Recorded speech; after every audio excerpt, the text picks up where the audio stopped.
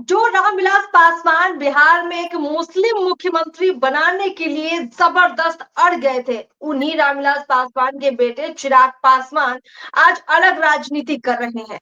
उनकी हिंदूवादी राजनीति अब बहुत स्पष्ट हो चुकी है। देखिए, आज एक बड़ा कार्यक्रम था पटना में, दावत इफ्तार थी। चिराग पासवान ने कायदे से ये इफ्तार तो बिहार के तमाम मुस्लिम लोगों के लिए बुलाई थी और इसमें तमाम राजनीतिक लोगों को शामिल होना था। लोग शामिल भी हुए, मुख्यमंत्री नीतीश कुमार भी पहुंचे, लेकिन टोपी ना तो चिराग पासवान के सिर पर थी, ना वहां मौजूद किसी नेता के सिर पर थी। टोपी थी तो सिर्फ नीतीश कुमार के सिर पर। इससे दो बातें स्पष्ट होती है। पहली है कि चिराग पासवान ने उन तमाम मुस्लिम मौलानाओं को एक संदेश दिया है कि उनकी राजनीति आगे क्या हो सकती है। दूसरी ओर नीतीश कुमार का टोपी पहनना भी उनकी एक मजबूरी को दर्शा किया। असल मायने क्या है इन दोनों की राजनीति के? कौन किसको मनाना चाहता है, कौन किसको छोड़कर किसको अपनाना चाहता है, बिहार में कौन मजबूत होना चाहता है? हमारे साथ प्रदीप सर जुड़े हुए हैं, राजनीतिक विश्लेषक है। आपसे समझते हैं सर, आपको जब ये तस्वीर दिखती है तो आपको क्या लगता है, बिहार में अब असल राजनीति क्या हो रही है? क्या लगता है आपको सर?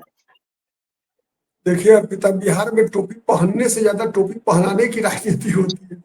ठीक है, मतलब लोग टोपी पहनते नहीं है बल्कि टोपी पहनाने के लिए टोपी पहनते हैं।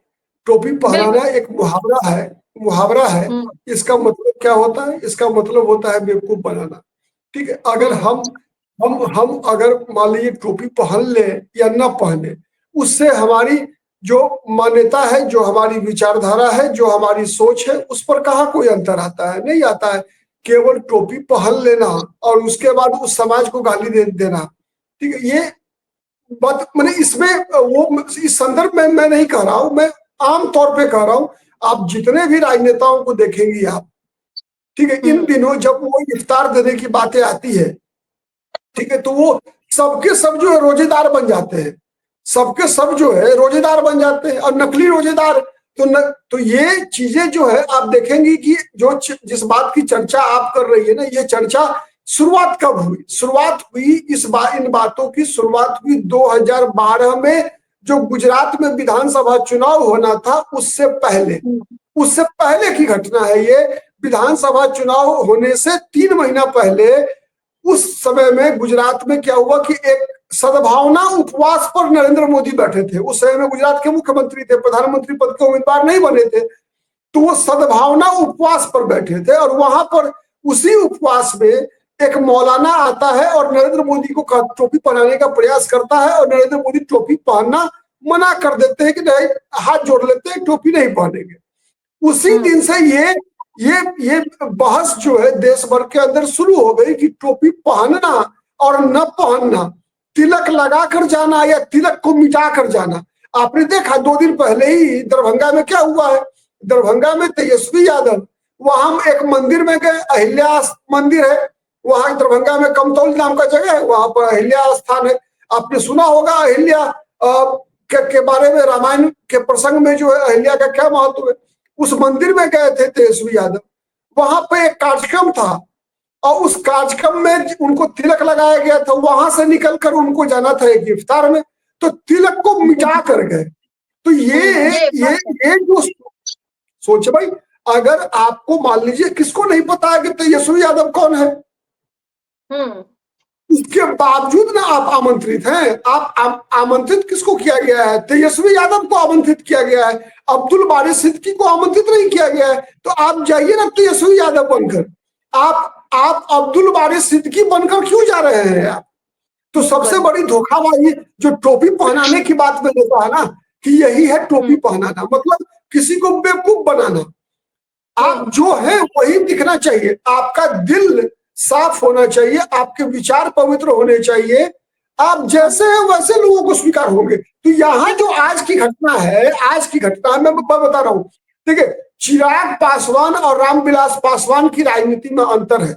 इस बात को अपने अंतिम दिनों में रामविलास पासवान ने भी स्वीकार किया था। रामविलास पासवान ने अपने अंतिम दिनों में एक इंटरव्यू में स्वीकार किया था कि मैं नरेंद्र मोदी की लहर और नरेंद्र मोदी की बातों को समझ नहीं पा रहा था और चिराग पासवान ने मुझे समझाने में सफलता पाई। तो रामविलास पासवान नरेंद्र मोदी के साथ जाने के अपने फैसले को चिराग पासवान का फैसला बता रहे थे। मतलब चिराग पासवान की जो सोच है वो जो अन्य सेकुलर नेता है जो दावा करते हैं कि मैं सेकुलर नेता हूं, उससे अंतर है। चिराग पासवान कुछ भी छुपाते नहीं। एक बात समझिए। दूसरी बात को बता रहा हूं आपको, आप देखिए पशुपति कुमार पारस, ठीक है, जब रामचंद्र पासवान की मृत्यु हुई थी उनके छोटे भाई की, तो पशुपति कुमार पारस ने और रामविलास पासवान ने भी बाल नहीं मुड़वाया था। वैसे एक बात है कि हिंदू समाज में पूरे देश भर में अलग अलग कस्टम है, लेकिन बिहार में कस्टम एक ही है। बिहार में हर जाति में एक ही कस्टम है कि किसी नजदीकी के मृत्यु के बाद लोग बाल मुड़ाते हैं, ठीक है। लेकिन चिराग पासवान ने मुड़ाया था रामचंद्र पासवान के बारे में भी, और रामविलास पासवान के मृत्यु के बाद तो खैर वो पिता ही थे, ठीक है। तो इसीलिए चिराग पासवान की सोच में कहीं भी सम्राट चौधरी की सोच और चिराग पासवान की सोच और दिलीप जायसवाल की सोच में कोई अंतर नहीं है।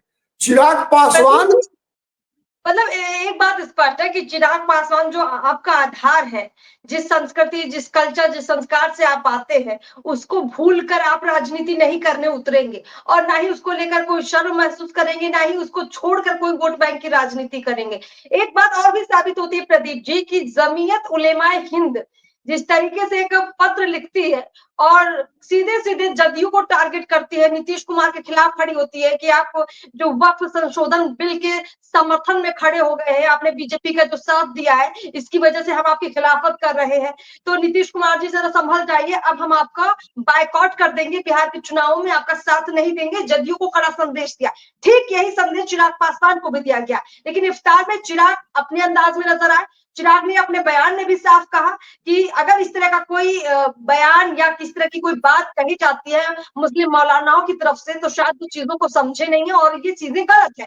वो जो कर रहे हैं अपने तौर तरीके से वही ठीक है। लेकिन आप देखिए कि नीतीश कुमार लगता है उस दबाव में आ गए हैं। नीतीश कुमार को लगता है कि अब डर लग रहा है कि बिहार के मुस्लिम नाराज हो जाएंगे तो उनको नुकसान हो सकता है।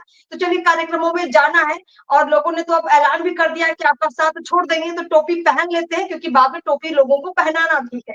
क्यों प्रदीप जी, ये तस्वीर ऐसे यार नहीं बताती है?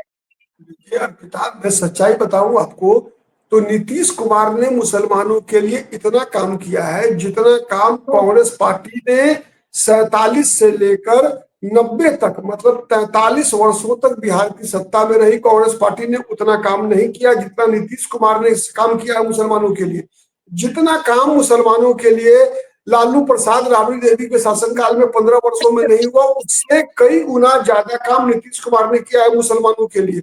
वो भी तब जब नीतीश कुमार भारतीय जनता पार्टी के साथ सरकार चला रहे थे। उसके बावजूद तो नीतीश कुमार का योगदान बिहार के मुसलमानों के हित में जितना ज्यादा फैसला नीतीश कुमार की सरकार ने किया उतना किसी भी मुख्यमंत्री ने नहीं किया। नंबर 1। नंबर टू मैं बता रहा हूं, मुसलमानों के लिए ये मुद्दा ही नहीं है कि किस मुख्यमंत्री ने कितना काम किया नहीं काम किया। समझने का प्रयास कीजिए, ये जो वक्फ संशोधन बिल है इससे आम मुसलमानों के जीवन पर रत्ती भर भी असर नहीं पड़ना है, बल्कि आम मुसलमानों को उसका फायदा मिलेगा। कैसे मिलेगा फायदा, मैं बता रहा हूं। जैसे मान लीजिए आज महावीर मंदिर ट्रस्ट है पटना में, जिसके सचिव किशोर कुणाल हुआ करते थे, ठीक है। अब बताइए कि महावीर मंदिर ट्रस्ट महावीर मंदिर के आय से कई अस्पताल चला रही है पटना में। महावीर कैंसर अस्पताल है, महावीर वात्सल्य है, महावीर नेत्रालय है, कई अस्पताल महावीर मंदिर ट्रस्ट चला रही है, ठीक। लेकिन ये वक्फ बोर्ड जो है वो क्या करता है मालूम है? वो करता है वक्फ बोर्ड में जो मुस्लिम समाज के जो 50-100 हर जिले में दबंग लोग हैं ना, वो लोग जो वक्फ की प्रॉपर्टी है उसका मुनाफा से लेकर उसका नाजायज फायदा केवल हर जिले में 50-100 लोग जो वक्फ बोर्ड के मेंबर होते हैं ना, वही लोग लूट रहे हैं वक्फ के नाम पर। आम मुसलमानों को रत्ती भर भी फायदा नहीं मिल रहा है।